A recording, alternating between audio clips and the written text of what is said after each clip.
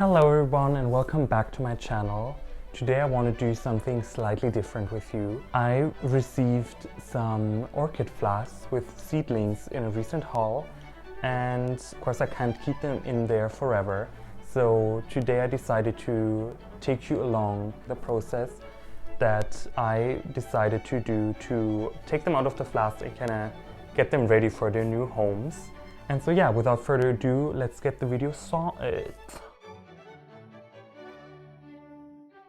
Okay, so here goes nothing. It's not the very first time I'm unflasking plants. It's the second time. So if while watching this you feel like I'm summoning an eldritch abomination, leave a comment and tell me what I can do to improve my technique. So these are the two flasks we're working with. So first of all we have the Tolumnia cross. I think it's a non-named cross, so it's Tolumnia Memory Ralph Yagi by Cattleya Snow. And the second one is a Cattleya species, Cattleya Luteola. I bought both of these flasks from Röllke Orchideen very recently in a haul. There are already described kind of what they look like. So the Tolumnias had kind of a rough transit. You can see the plants are kind of all over the flask here. They've been flying around. And then the Cattleya Luteola is a different story because this is a pretty contaminated flask and it smells kind of nasty and everything. So it's very fungal and pungent. So that's gonna be fun. I don't even have gloves here, so ew. But yeah. This is kind of what we have there right now. I already prepared some pots. I'm gonna pot them up in these pots with kind of a community pot, I guess. And the idea is I'm gonna put some bark in here, then some sphagnum moss on top, and then a thinner layer of bark. So this is actually something a viewer of mine suggested to do for when I complained about Lelia Giliani, which was rootless for a very long time and it's been struggling a lot. So he suggested to kind of have them grow on top of a layer of sphagnum moss and then have the roots grow into bark so they get used to the new media. And I think that's a genius approach. I'm going to use this for the flasks as well. And then for the media, I'm using this super fine bark, which I got from Röllke Orchideen. I don't know if you can see this. It's like really tiny little almost granulated bark. I really like this for plants that need a little more moisture, and then of course also the sphagnum moss. I had this soak up water but it dried again, so yeah, we'll see. I'm probably gonna have to re-dampen this. I also have a spray bottle here just with some plain RO water. Okay, so I'm just gonna start off with the bark.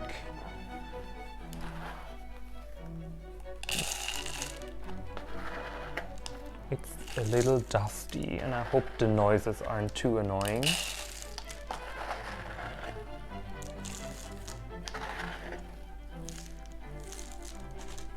So this is kind of what we have, and then I'll just start adding the moss. So the reason I choose this kind of combination of media is that I know these seedlings are going to be very used to high humidity, and so I want the moss to provide them with hydration, but at the same time I don't want it to dry out and become crispy too quickly. So I'll just put on the bark on top to keep in the hydration a little longer. And I'll just start misting this now. Okay, so as I said, I already labeled the pots. And yeah, I'm just gonna start with the Cattleya Luteola.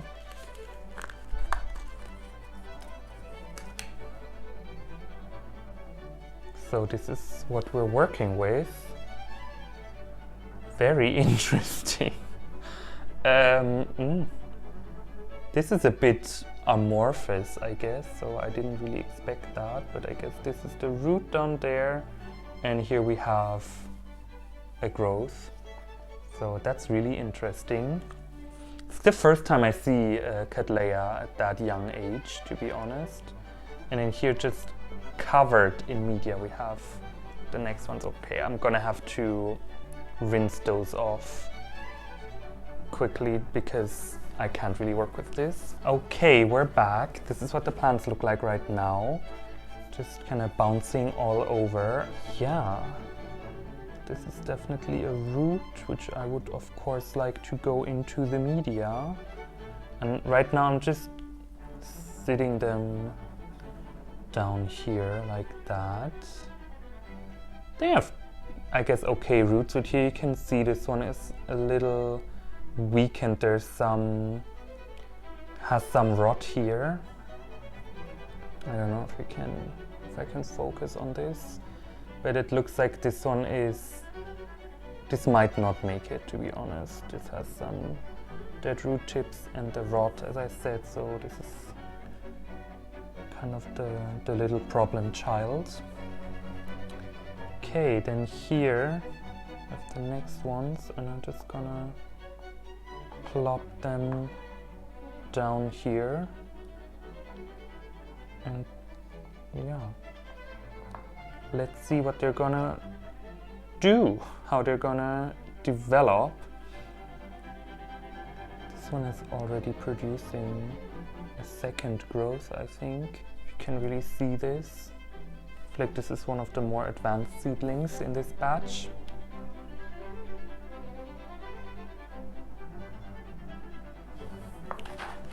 So yeah, and then I'll just add on the bark to cover the roots and the moss. And we're probably not gonna look at them in quite some time.